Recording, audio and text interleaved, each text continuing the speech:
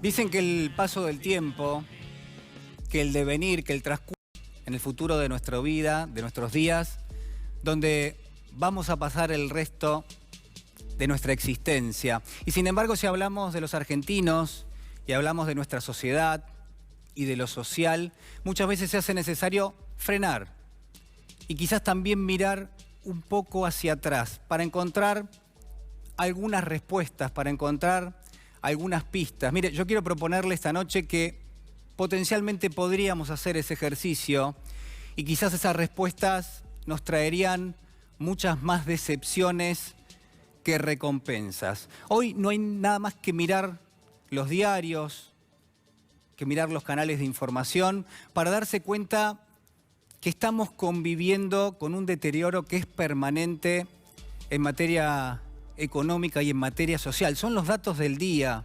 prácticamente. En el día de hoy el Ministerio de la Producción y Trabajo dijo que en la Argentina, si comparamos marzo de este año con respecto a marzo del año pasado, se perdieron 266.000 puestos de trabajo. Es un dato oficial, es un dato que dio a conocer el gobierno en el día de hoy.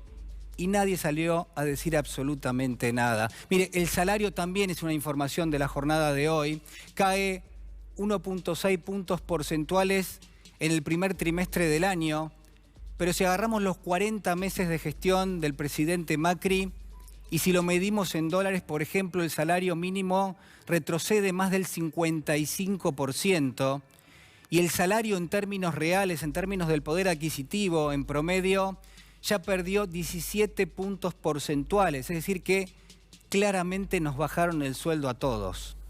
Pero además las circunstancias de carácter económico siempre nos llevan a hablar de la inflación, y la inflación en apenas algunos días nada más, el propio INDEC va a dar a conocer un número que rondaría para mayo en el orden del 3%, y si tomamos los últimos 12 meses, ese indicador va a terminar dando, escuche bien, casi 58% de inflación en apenas un año.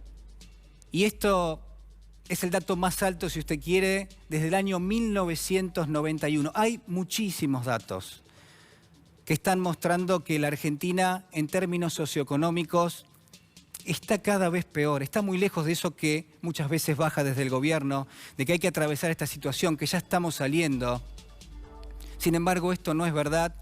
Y lo confirman en todo caso los propios datos oficiales. Mire, la realidad es que en gran medida ese deterioro nos habla de una deuda que tiene características sociales. Quienes son acreedores de esa deuda son en definitiva los sectores más vulnerables de nuestra sociedad, los chicos, los ancianos, los pensionados, aquellos que cobran una asignación, que han perdido poder adquisitivo, que tienen muchísimas más falencias hoy de las que tenían hace 3 años, y eso es una hipótesis que quiero compartir con usted esta noche, que si bien los problemas de la Argentina, los grandes problemas que tiene nuestra sociedad, no son nuevos y datan de hace muchísimo tiempo, sí quizás merece una lectura el hecho de que en los últimos 3 años esos problemas en definitiva se han profundizado. Esta es una de las cuestiones centrales que quiero compartir con usted, pero está claro que si hablamos en términos sociales, hay otras cuestiones que también merecen análisis. Le pregunto si en todo caso no hay una especie de repetición en esto de volver siempre al punto cero, volver siempre al punto de partida, esforzarnos para tratar de alcanzar algo, un objetivo, para tratar de llegar a fin de mes, para tratar de conseguir un trabajo, para tratar de estudiar y salir adelante, de desarrollarnos, de convivir con este país que muchas veces parece caótico realmente y que nos ha desordenado la vida a todos nosotros, pero sobre todo a aquellos que están sufriendo más. Mire, la verdad que quiero compartir con usted una historia en la cual estuve pensando. Desde hace ya varias semanas vengo reflexionando que no solamente estamos complicados en términos de lo que yo denomino la vida material, sino también en términos de la vida emocional, de lo psicológico, de lo que debiera generar expectativas y a veces, y yo le diría casi siempre en este caso, nos genera más incertidumbre, más inseguridad. Y la historia que quiero compartir con usted, en la que estuve pensando, es sumamente simple y es muy antigua.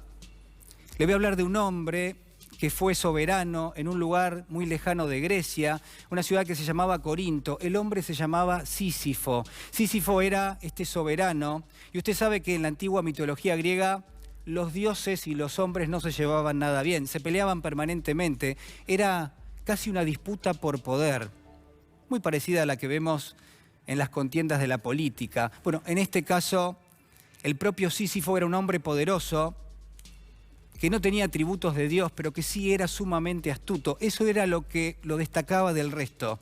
Sísifo era tan astuto, cuenta la leyenda, cuentan los mitos, cuenta la Ilíada, que logró por lo menos 2 veces escaparle a la muerte. Una vez la eludió y terminó encerrándola, dice la historia. Y en una segunda instancia, estando ya muerto, Sísifo pudo escapar de ese plano de el agotamiento de la existencia, y pudo colarse nuevamente a la vida. Era tan astuto y los dioses se la tenían sumamente jurada que finalmente fue Zeus, el padre de todos los dioses, el dios del Olimpo, el más poderoso de todos los dioses, el que terminó castigándolo y le dijo: vos que no te querés morir nunca, entonces vas a ser castigado con el peor de todos los castigos. Vas a vivir eternamente, vas a vivir para siempre.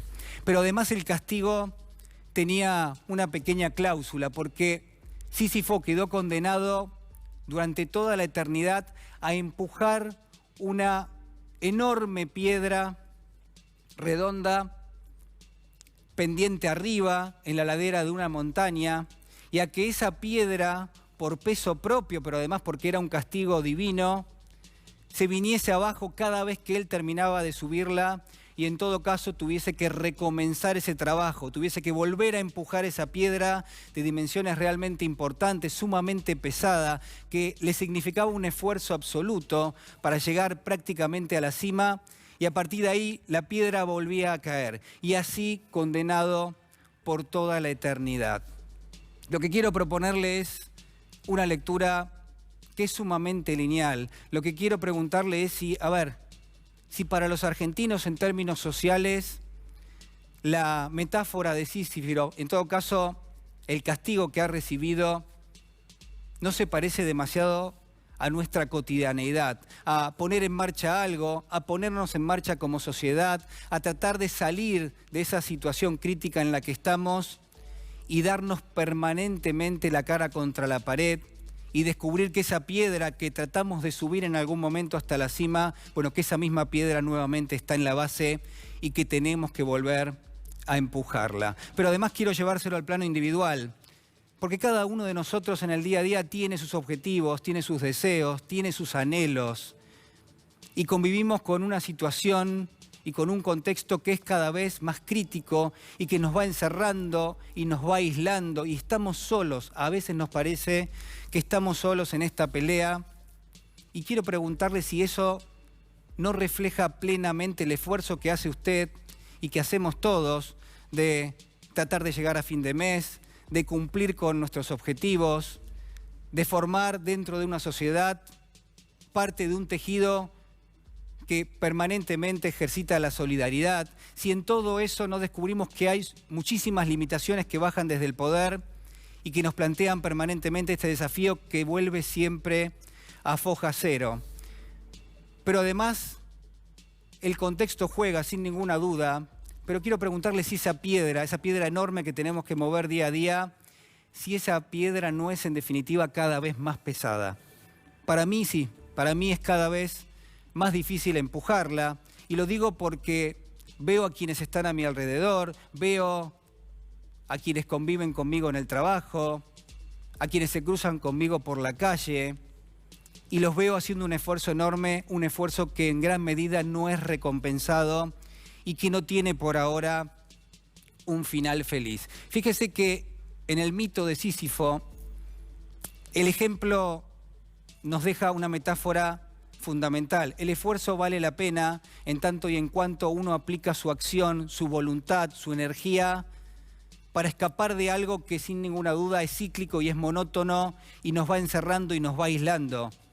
Pero de todas maneras hay un escritor, el gran Albert Camus, que ha tomado este ejemplo, que ha tomado este mito y que hizo una lectura muy particular. Con esto quiero terminar el comentario, porque lo que dijo Albert Camus fue que el mito de Sísifo, que esa tarea permanente, que ese castigo a cumplir, de levantar esa piedra y de llevarla hasta la cima para que vuelva a caer y tener que correrse porque si no muere aplastado directamente, bueno, que ese mito representaba lo absurdo de la existencia y que no obstante eso, esa repetición permanente, ese día a día que vivimos cuando hay un sinsentido alrededor nuestro, que de todo eso, decía Camus, se salía con un acto de rebeldía. Y que ese acto de rebeldía, ¿sabe cuál era?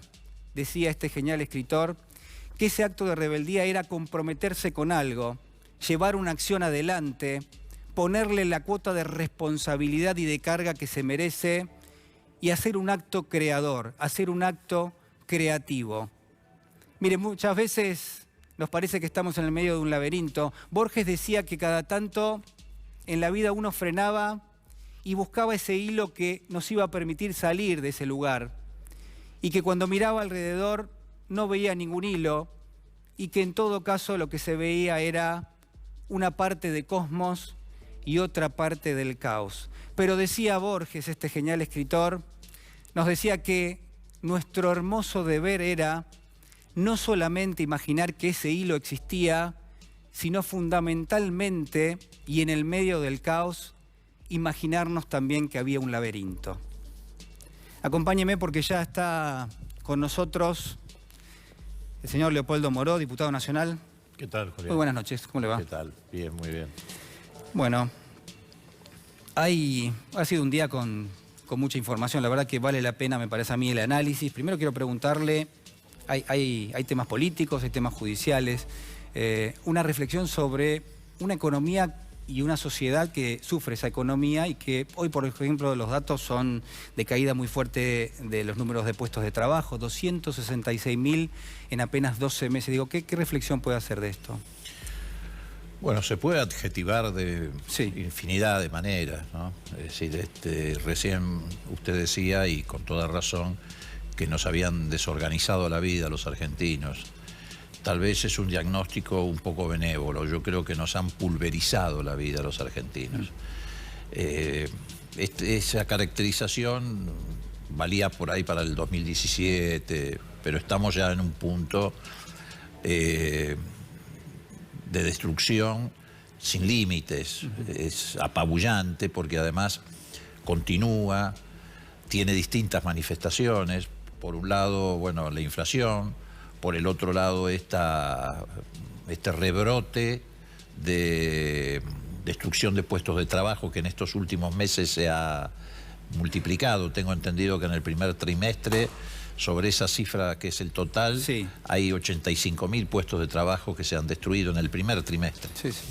Y estamos hablando de trabajos registrados, ¿no? Esto siempre conlleva la destrucción de trabajo no registrado, que algunos calculan de 2 o 3 por cada uno de los registrados. Los monotributistas sociales prácticamente han desaparecido, están pulverizados. Sí. Lo que pasa es que a uno ya como que le pesa hasta el diagnóstico. Y me parece que hay que tratar de romper este círculo vicioso y ver cómo empezamos a empujar hacia adelante para que renazca la esperanza. La reconstrucción de la Argentina tiene que hacerse con los argentinos adentro. Y eso implica un fuerte compromiso, ¿no? No hay que dejarlos en la puerta de la Casa de Gobierno cuando se inicia una nueva etapa. Y a mí me parece que hay que empezar a ver cómo vamos a reactivar el proceso del consumo, la inversión pública, la inversión privada, generar una esperanza, porque si no todo es escepticismo. Apoyado en la realidad, sí. La verdad que la realidad es espantosa, pero... Usted habla de pulverización directamente. Sí, sí, sí, o sea, como que bueno, ha habido un industricidio en Argentina, sí, que creo que incluso es mayor que el de la época de Martínez de Hoz.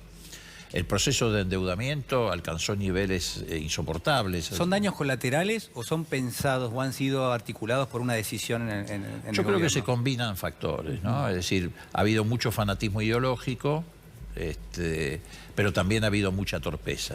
Y la suma de esos dos factores, sí, ha dado este resultado.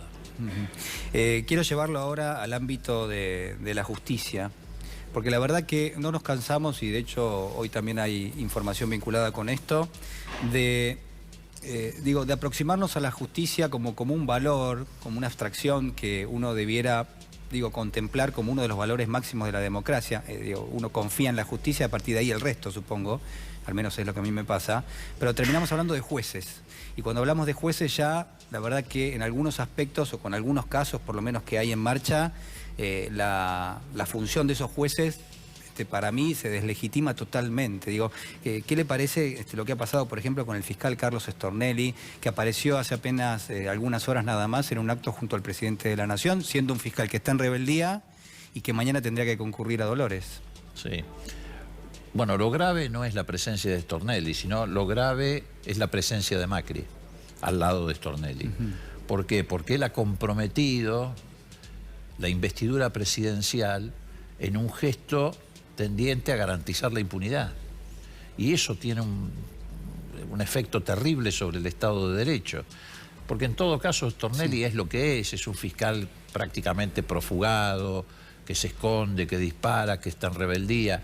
Pero el presidente de la Nación actuó como un capomafia diciendo, bueno, yo voy a proteger a mi sicario. Y eso es mucho más grave que la insolencia o la provocación de Stornelli de sentarse, que en realidad tampoco se sentó, no es que había una silla vacía y dijo me voy a sentar acá. Eso, vos sabés que el protocolo de los actos presidenciales es muy estricto, no es que cualquiera se siente. No, por supuesto. Ahí hubo una actitud deliberada, ¿no? Pero eso lo transformó al presidente casi en el responsable de esta asociación ilícita. ¿Por qué? Porque ya hace tiempo que esta investigación referida al grupo de D'Alessio dejó de ser una investigación sobre un grupo paraestatal. Es una investigación sobre un grupo estatal. Está comprometido el ministro de Justicia, que guionaba testigos y apretaba a jueces, como el caso del doctor Rosanqui, diciéndole, bueno, si no se va ahora lo vamos a destituir y no va a tener la jubilación, etc. La ministra de Seguridad, acompañando con el show de gente que iba detenida en pijama o con cascos, chalecos, etc.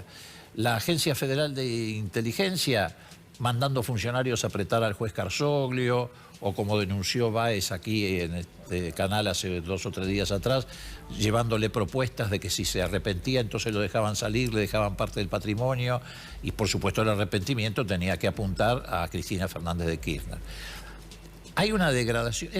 ¿Sabés lo que asombra de esta etapa? Es que los jueces sean los que violan el Estado de Derecho, los que vulneran el Estado de Derecho. El Estado de Derecho históricamente en la Argentina lo vulneraban los golpes de Estado, la corporación militar, o los gobiernos que promovían proscripciones o el llamado fraude patriótico de la década del 30. Pero nunca eran los jueces los que vulneraban el Estado de Derecho. Bueno, en esta oportunidad está ocurriendo eso. Ahora, la ministra de Seguridad, Patricia Bullrich, dijo que había sido algo protocolar y absolutamente normal la presencia de un fiscal como Stornelli, que habitualmente los fiscales federales formaban parte de ese tipo de actos. Es una mentira descarada más de la ministra. Ha habido actos, incluso en gobiernos anteriores, donde están jueces o fiscales, pero son actos institucionales referidos a anuncios respecto al Poder Judicial. Por ejemplo, recuerdo cuando se reformó el Código Penal en la época de Cristina Kirchner, obviamente estaban, el Código Civil y Comercial, perdón, estaban el presidente de la Corte, los miembros de la Corte, jueces, pero no es habitual que vayan los jueces, que vayan, y mucho menos los fiscales, que además constituyen un poder independiente. Los fiscales ni siquiera dependen exclusivamente del Poder Judicial estrictamente. Es un poder autónomo, brindado por la nueva Constitución. Entonces, claramente no había otro fiscal. El único fiscal que estaba allí sentado, a pocos metros del presidente, en la búsqueda de una foto deliberada, que enganchaba además con lo que venía pasando en la semana. En las semanas hubo una contraofensiva tendiente a proteger al fiscal, que preanunció que mañana no se va a presentar ante la 5ª citación. Ya lo anunció. Entonces querían crearle un ambiente de protección y de justificación para que siga burlándose de la justicia. Claro, se lo llamó en algunos medios la operación PUF a eso, ¿no? Claro, bueno. La operación PUF, que eran unos audios, unas escuchas en ilegales. Realidad, ilegales, que ya se había tomado estado público la existencia de esas escuchas hacía 2 meses aproximadamente. Así es. Las resucitaron. Sí. Las resucitaron. También eso se conectó con un movimiento en el Consejo de la Magistratura que activó la causa de juicio político contra Ramos Padilla, porque el club de fans de Stornelli no es solamente el gobierno. Digamos, también hay algunos sectores que se dicen opositores que vieron en Stornelli y Bonadío la oportunidad de saldar en la justicia con Cristina Kirchner lo que no podían saldar en la política. Pero bueno, vino esa operación. Ahora, en estas últimas horas, el juez Bonadío resolvió procesar a los dueños de este canal. Y bueno, es toda una contraofensiva tendiente a proteger a Stornelli, pero proteger además lo que está arriba de Stornelli, porque la realidad es, como señaló el juez Ramos Padilla en estas horas, es que tampoco lo de Stornelli es lo más importante de esta investigación, ni siquiera lo de D'Alessio. Es lo que está arriba de eso, es la organización estatal. Y el presidente casi, al ponerse en esa foto y de esa manera, se autoimputó, aparece como el cabecilla de esa organización estatal. Bueno, pero a ver, el fiscal Stornelli tiene 8 denunciantes diferentes que no se conocen entre sí, o al menos no se conocían entre sí, que lo acusaban y lo acusan de espionaje ilegal y de extorsión, digamos. Es muy grave esto. Pero gravísimo. Está declarado en rebeldía. Y bueno, y otra cuestión que... Pero no es solamente, discúlpame, no es solamente que lo acusan con pruebas, con audios, con documentos, con pruebas que son muy contundentes, incluso usando la red de espionaje para saldar algunas cuestiones de naturaleza privada. Sí. Hoy la Cámara de Casación rechazó el planteo de Cristina Fernández de Kirchner y ratificó al juez Bonadío en la causa de los cuadernos. Inevitablemente uno tiende a pensar que Stornelli forma parte también de esa causa, ¿no? Digo, tiene un rol protagónico, uno podría decir. Mira, en general cuando uno recorre las causas, encontrás 4 personajes que tienen casi todas las causas, prácticamente en todas, te diría, un rol preponderante. Desde ya el juez Bonadío, que absorbió todas las causas que andaban dando vuelta por ahí contra Cristina Kirchner y que en algunos casos ni siquiera las absorbió, sino que las inventó. Bueno, pero, a ver, perdón, Leopoldo, porque lo interrumpo, porque hay algo ahí que usted dijo que a mí me parece importante. Hoy, en ese fallo de casación, de 3 jueces del tribunal, hay una jueza, que yo tengo el nombre por aquí, ahora lo voy a encontrar, que lo que dijo que votó en disidencia. Que votó en disidencia y que lo que dijo es precisamente esto, ¿no? Que en algún caso, en principio, el propio juez pareció apropiarse de una causa que por jurisdicción por ahí no le tocaba. No, claramente no le tocaba, no la envió a sorteo, porque es una causa inventada para resucitar otras causas que se le venían cayendo. La jueza Figueroa. La jueza Figueroa, efectivamente. Entonces tenés en todas las causas los mismos personajes y actores. Bonadío, el fiscal Stornelli en general, en alguna no, pero en general también el fiscal Stornelli, Fariña, que actúa como el arrepentido que viene en auxilio de las causas que se caen, D'Alessio, que en muchos casos también actúa como testigo o es el que impulsa arrepentimientos forzados a través de la extorsión, etcétera, y el periodista Daniel Santoro. Ese es el común denominador. En todas estas causas aparecen ellos. En la causa del gas licuado, en la causa de las fotocopias, en todas las causas aparece, en la de vialidad, esta de vialidad que es la que se está desarrollando el juicio oral, hoy se sostiene fundamentalmente sobre la base del testimonio del delincuente de Fariña y de D'Alessio.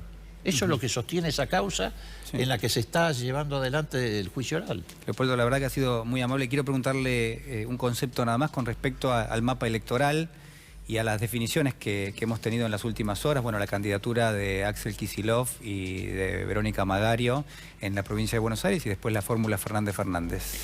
Bueno, empecemos por la fórmula presidencial por orden de jerarquía, digamos.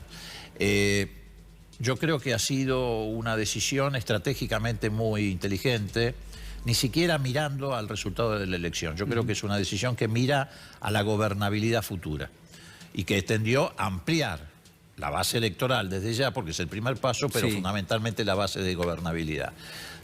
Sacó de la neutralidad a 10 o 12 gobernadores que rápidamente se definieron, provocó una definición casi unánime, yo diría prácticamente unánime, del movimiento obrero argentino detrás de esa fórmula, de los movimientos sociales y de muchos colectivos culturales, etcétera. Es decir, dio resultado en ese sentido.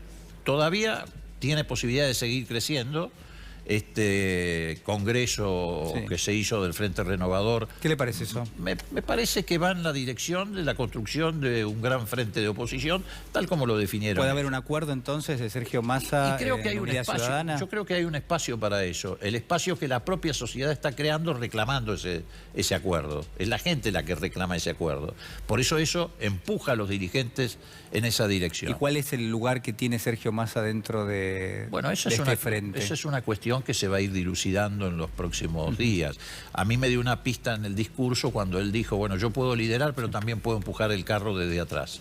Entonces, me parece que en función de este gesto que hizo Cristina Kirchner, me parece que eso también puede extenderse a una imitación que permita una integración de este tipo sin plantear cuestiones de carácter personal.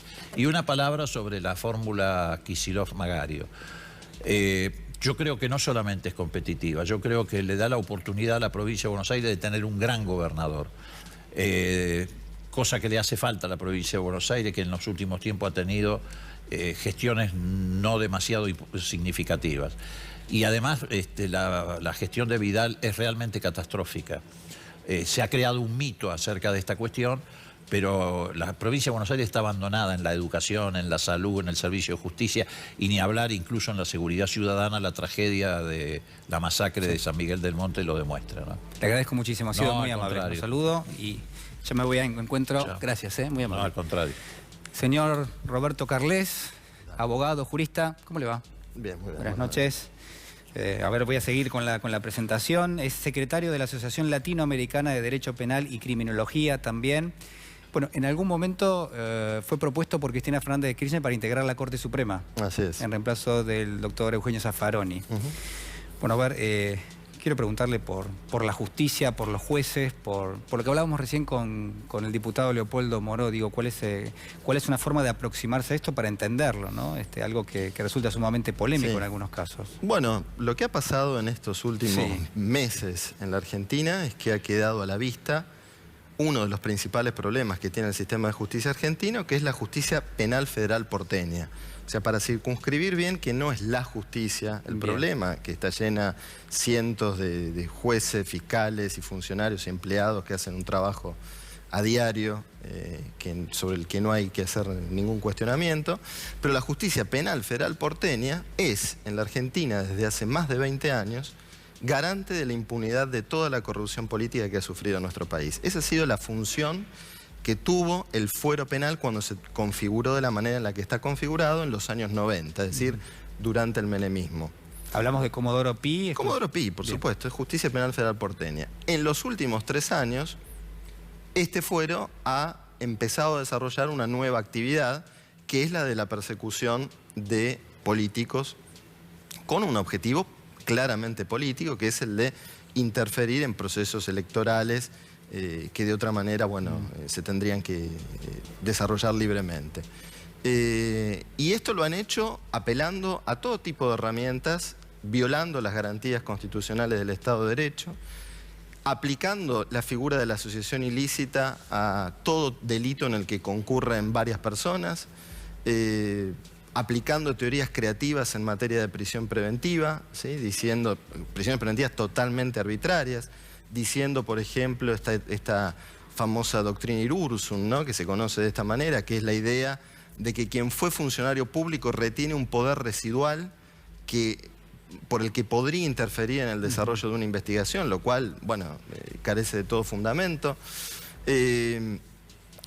Recurriendo a la figura del arrepentido, ¿sí? Que nosotros cuando yo personalmente y muchos colegas juristas alertamos que tal como estaba planteado ese proyecto de ley, se prestaba para la realización de extorsiones.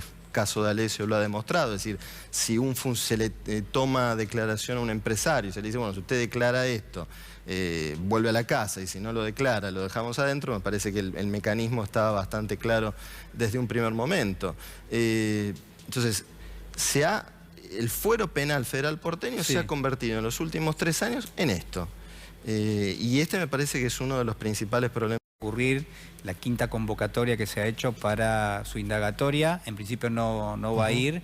Si usted fuera procurador, por ejemplo, ¿cuál sería el proceso para, no sé si para sancionarlo, pero digo, eventualmente para aproximarse a una cuestión que es central y que toda la sociedad tiene hoy su mirada puesta sobre el fiscal? No, el proceso interno ya está abierto. El juez Ramos Padilla ha pedido el desafuero del fiscal porque, como bien recordabas, 4 veces ha faltado la declaración indagatoria. Mañana va a ser la 5ª. Ahora, es un proceso que se tiene que hacer también respetando las garantías de Stornelli. Es decir, esto que criticamos que no se ha hecho, que ellos no han hecho con muchas... me refiero al fuero federal, con muchos imputados, es necesario que se haga con Stornelli y que se le apliquen todas las garantías del Estado de Derecho. Ahora, lo que me parece importante destacar es que Stornelli en todo esto no es más que un peón dentro de un juego que están jugando actores mucho más poderosos que los jueces y fiscales del fuero federal. Y si quedaba alguna duda de que era un peón, nos las han quitado en el día de ayer cuando lo han sentado en segunda fila en un acto por el Día del Ejército, a 1 metro de distancia del presidente de la Nación, siendo el único funcionario de la justicia federal que estaba ahí presente. Entonces me parece que esto no solamente es evidente, sino que lo están queriendo demostrar. Están diciendo, bueno, este funcionario lo estamos protegiendo. Es un peón de los funcionarios que hoy están en el poder directamente. Sí, que ha sido funcional a esto que comentaba recién de estos últimos 3 años en los que la justicia federal porteña se ha dedicado a la persecución de dirigentes políticos. En un momento en el que para la justicia, como podemos ver en esta causa en la que ha sido sometido a juicio oral la expresidenta, ya las pruebas no importan directamente, ¿no? La posverdad de la que tanto se habla en los medios ha llegado a la justicia. Una de las finalidades, o la principal finalidad de todo proceso penal, es la de llegar a algún tipo de verdad, lo que se conoce como verdad procesal. Esa verdad no se llega por medio de intuiciones o de algún oráculo, se llega por las pruebas que se producen en un juicio. Y eso ha quedado demostrado que ya no importa. Ahora, en algún momento, en los últimos días, la Corte Suprema generó una polémica porque había pedido unos expedientes vinculados a la causa de vialidad cuando se tenía que comenzar el juicio oral a la expresidenta Cristina Fernández de Kirchner. Después reaccionó a las 24 horas. Digo, ¿qué pasa con la Corte Suprema? ¿Es normal ese tipo de definiciones que cambien de un día para el otro? Y también, en algún punto, hay quienes proponen ampliar la Corte Suprema. ¿Por qué? Bueno, porque en algún caso se sospecha que son permeables de otros intereses, ¿no? Fue muy llamativo que tuvieran esta resolución y que al día siguiente dieran marcha atrás con un comunicado. Digamos, la Corte... dicta fallos, acordadas, ahora parece que también dicta comunicados. Es muy curioso, la verdad. Tenía una intención aclaratoria, ¿no? Porque aclaratoria, pero además va en contra, al menos de lo que yo entiendo en el derecho, ¿no? Que es que una vez que se ha pedido el expediente, la Corte ha abierto la instancia. Es decir, el expediente tendría que ahora ser resuelto por la Corte. No entiendo cómo se ha continuado con este juicio cuando la Corte ha dicho, bueno, acá hay algo que evaluar por lo menos, ¿no? Que es lo que dice en el momento en el que pide el expediente.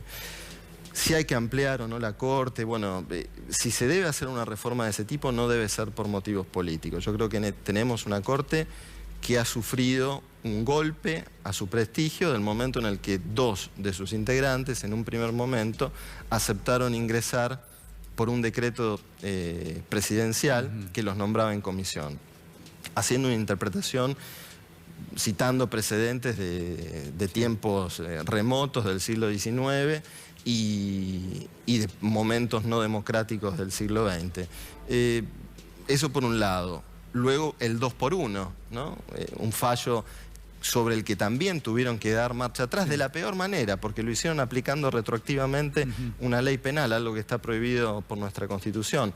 Y bueno, uno escucha también las declaraciones del presidente de la Corte y algunas son preocupantes. Yo lo veo más preocupado, por ejemplo, por si se debe o no se debe usar la toga, si los jueces de la Corte deben o no usar había toga, surgido eso, ¿no? que había surgido, que por implementar el ingreso democrático al Poder Judicial, que se ha sido sancionado por ley en el gobierno anterior. Y uno puede decir que hay conflictos de interés entre, por ejemplo, el doctor Carlos Rosenkrantz, que en algún momento trabajó, representó, su estudio estuvo vinculado a empresas sobre las cuales hoy potencialmente tiene que emitir un fallo. Digo, ¿hay un conflicto de interés? ¿Puede darse eso?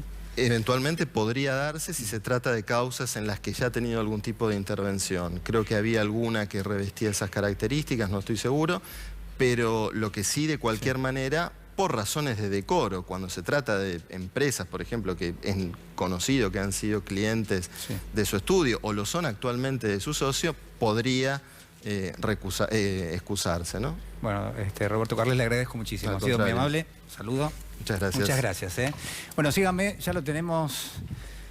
El enorme placer de tenerlo al señor Jorge Alperín. ¿Cómo te va, Jorge? Para mí. ¿Cómo estás? Te tengo mucho trabajo reservado, Jorge, porque hoy pasó de todo en la política. Y bueno, vamos, si te parece, abordando cada uno de los personajes centrales del escenario político.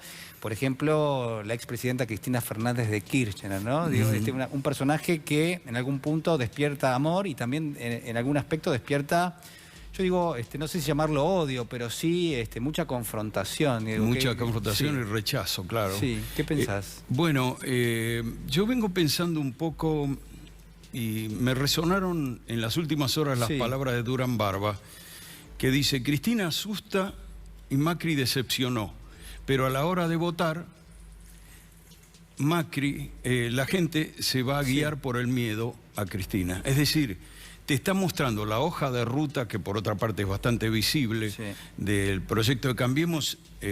Al no tener una oferta de otro tipo, tiene que ir por el miedo, lo cual, desde un punto de vista ético, consiste en embrutecer a los ciudadanos, ¿no es cierto?, para que voten guiados por un sentimiento irracional. Explica de algún modo por qué en la foto aparece el fiscal Stornelli compartiendo muy cerquita del presidente el acto del Día del Ejército. ¿Por qué? ¿Qué pensás? ¿Qué quiso hacer el gobierno ahí? Claro, me parece que el gobierno, por un lado, muestra que tiene que proteger al fiscal estrella de la causa quizás estrella que tuvo hasta que saltó el tema de Ramos Padilla, para seguir haciendo el trabajo de infundir el miedo. Ahora, yo me pregunto, por supuesto que es visible como los medios, el poder mediático, el partido judicial, por llamarlo de algún modo, y el gobierno macrista están jugando con el miedo respecto de la alternativa peronista, kirchnerista. Pero ¿qué resonancia tiene en la gente? ¿Por qué prende tanto ese miedo? ¿Por qué todavía al techo de Cristina, de alguna manera la elección de Alberto Fernández como candidato a presidente implica mostrar un perfil negociador que podría ayudar a perforar ese techo negativo que tiene la que es más votada por todo el mundo, porque es la que tiene más tendencia al voto y sin embargo tiene ese techo negativo? Alberto podría perforarlo. Ahora bien, ¿por qué? ¿En dónde está el temor, digamos, que aunque nos vaya pésimo, yo voy a preferir a Macri, que no promete nada que no sea el rumbo catastrofista que nos lleva? Y empecé a pensar en lo siguiente. Vos sabés que en los años 60, en el mundo bipolar, había una propaganda que desde lo sutil bajaba a lo ramplón. Y por ejemplo, en la calle, escuchabas esto de, bueno, el comunismo propone abolir la propiedad privada, te van a sacar tu casa. Es decir, también había el mecanismo de infundir un miedo para rechazar un sistema, una alternativa. Y yo estaba pensando que el se robaron todo, en realidad, expresa más bien otra cosa, expresa el temor de que el Estado peronista te va a quitar algo.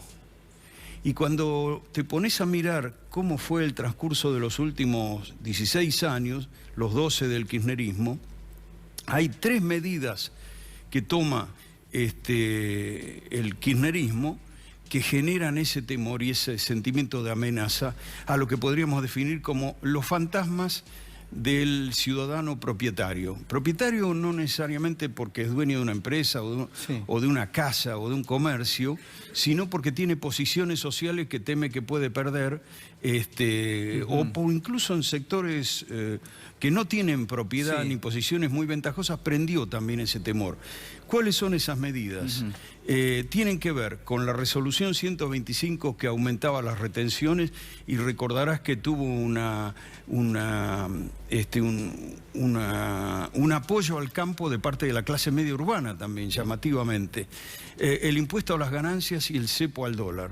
Fueron 3 medidas donde sectores de clase media sintieron que el kirchnerismo les estaba arrebatando algo, les metía la mano en el bolsillo. Pero eso tiene que ver con una lectura que se hizo desde los formadores de opinión, por ejemplo. Sin duda. Porque vos estás mencionando que es cierto que en gran medida un sector de la sociedad hizo empatía con sectores vinculados al agro que veían mal la medida como la 125. Pero en realidad no estaba comprometido un patrimonio de un sector de la clase media, por ejemplo. Pero de todas maneras sintió que eso podía llegar a pasarle. Exactamente. Sentía que el gobierno peronista, y no solo te metía la mano para sacarte algo que vos sentías que legítimamente te lo ganaste sin ayuda de nadie en el discurso meritocrático, digamos, me lo hice solo, nadie me ayudó, el Estado no me dio nada. No solo eso, sino que además transfería esos recursos a sectores vulnerables, a personas mayores que no tenían los aportes para jubilarse, a las que les dio la jubilación, y a personas de los sectores vulnerables a los que se les dio la asignación universal por hijo, que no lo merecen o que se va por la canaleta de la cloaca de la droga y del juego, digamos. Bueno, muchísimos mitos creados con respecto a eso, ¿no? Claro. Un mito instalado también era... Bueno, que los sectores que hoy tienen las asignaciones universales por hijo, que son los sectores de menores ingresos, desempleados, etcétera, tenían muchos hijos para cobrar muchas asignaciones, por ejemplo. Y hace apenas algunos días, bueno, hay una estadística que muestra la ANSES... Que el 51% tiene un solo hijo, pero los mitos son muy fuertes y no apuntan a que se desmantelen por la racionalidad. Entonces lo que digo es cierto que existió todo ese aparato de propaganda para instalar esos temores, pero estaban en todo caso fogoneando algo que está en el prejuicio de muchos sectores. Es decir, el peronismo siempre fue objeto de prejuicio, siempre fue visto como proclive a la mafia, al delito, a la corrupción, y no hacen más que escarbar en esos sentimientos ciudadanos de un sector para exaltar ese sentimiento y hoy presentar como una amenaza. ¿Por qué puede ser peor que haber perdido el trabajo, que haber perdido, cerrado el pequeño comercio que se tenía, el kiosco, lo que fuera? ¿Por qué puede ser peor el kirchnerismo con el cual se batían récords de consumo, había vacaciones? Es decir, el recuerdo en todo caso te muestra que había un bienestar que hoy se perdió. ¿Por qué podría ser peor? Bueno, sería peor por esta idea de que al ciudadano propietario de algo le van a quitar algo, le van a sacar algo, como aquella idea de el comunismo te va a sacar tu casa.